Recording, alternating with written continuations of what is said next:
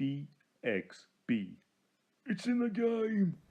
Hey guys, it's me Ben, back again with another one of my quick reviews, and this time I'm looking at what I think is probably a first on the Xbox One platform, which is a hardcore piece of wargaming. Now, wargaming is like a subset of turn-based strategy or real-time strategy games in which realism is what everything's about, and it's often portrayed in a very serious, very dry manner, and usually on PC and iPad. And this time I am looking at Drive on Moscow by Slitherine Games.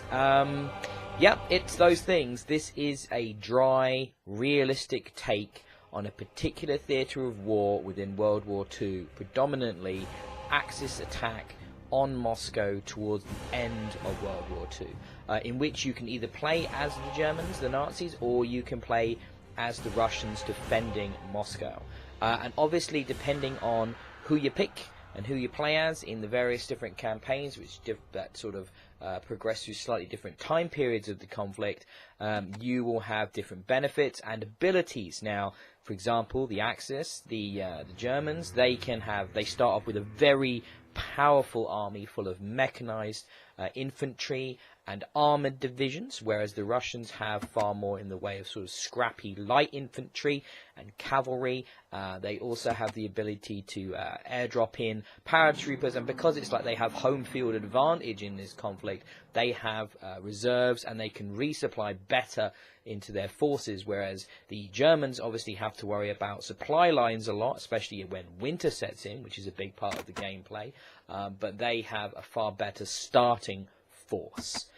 Yep, this is some dry stuff, this is some serious stuff, and the presentation is very reminiscent of a board game, of which, I'll be honest, I don't have a lot of experience. I don't have a lot of experience with board games in general, and I don't have a lot of experience with wargaming in general. I've only ever dabbled.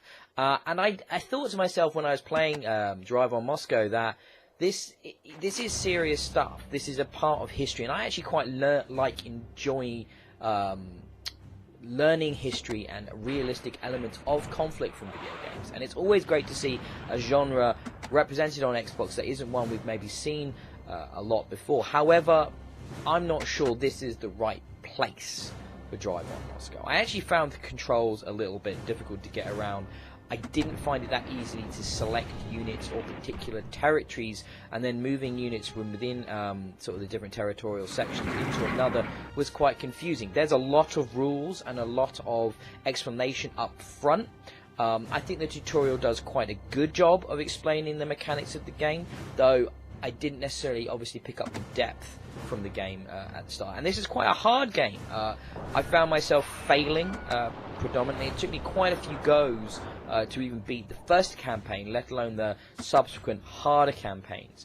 The game really unfolds as you go through the turns and go through the different phases of play, and the different sort of mechanics become more and more apparent. Obviously, this is a game that definitely rewards multiple playthroughs and really sticking with it. That's just the nature of wargaming. And if you're new to the whole idea of wargaming, this will be quite the hill to climb, quite the Moscow to sack, if you like.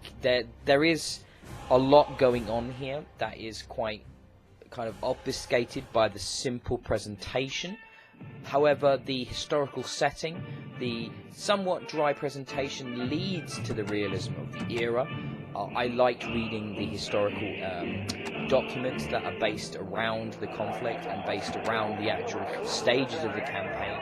And I thought while it lacked a little bit of the console polish, I thought perhaps to myself that on PC, on iPad, this is where the game would really sing. That with a mouse interface or a touch interface, it would have become much more simple and a second nature to actually ordering my units around and giving the different sort of territorial commands. With the controller, I found it a little bit of an uphill battle, a kind of an added level of complexity that the game didn't need because the mechanics themselves are complex enough. So because of that, I'm going to give Drive on Moscow a lot of respect for being an attempt at this genre on the home console. I can sort of suspect that it's going to disappear into obscurity on Xbox One, though. But if you do get a chance to pick it up and play it on PC or iPad, I think that's where this game is really going to be at home and feel good to play. So because of that, I'm going to give Drive on Moscow 3 out of 5 stars. BXB. It's in the game.